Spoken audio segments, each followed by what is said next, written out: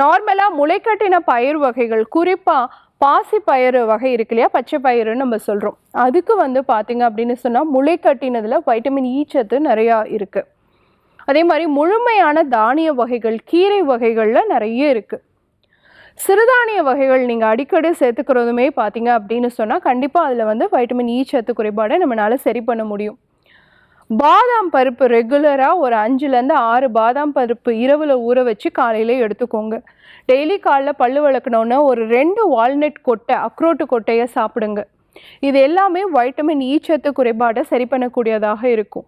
ராகி, கம்பு, சோளம், சிகப்பு சோளம், சாமை, திணை இந்த மாதிரியான எல்லா தானிய வகைகள்லையுமே நமக்கு வந்து வைட்டமின் இ சத்து வந்து நமக்கு கிடைக்கும்.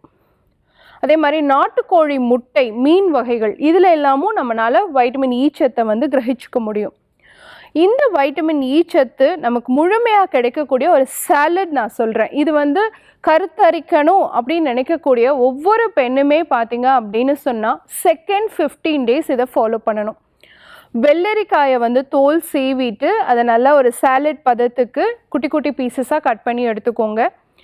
பச்சை பயிறு, பாசிப்பயிறு அப்படின்னு சொல்லக்கூடிய அந்த முளைக்கட்டின பயிறு வகையை வந்து நீங்கள் ரெகுலராக ரெடி பண்ணி வச்சுக்கோங்க. காலையிலேயே அதை வந்து ஊற வச்சு சாயந்தரமாக அதை வந்து முளை கட்டி வச்சுட்டு ஒரு துணியில் கட்டி வச்சுட்டு அடுத்த நாள் காலைல முளை விட்டுரும் இல்லையா, அந்த முளையோடு இருக்கக்கூடிய அந்த பயிரையும் அந்த சாலடில் சேர்த்துக்கோங்க. அது கூட வந்து ஒரு 2 ஸ்பூன் தேங்காய் எண்ணெய் சேர்த்துக்கோங்க. சால்ட் அண்ட் பெப்பர் சேர்த்துக்கோங்க. கொஞ்சமாக தக்காளி கட் பண்ணி அதோட சேர்த்துக்கோங்க.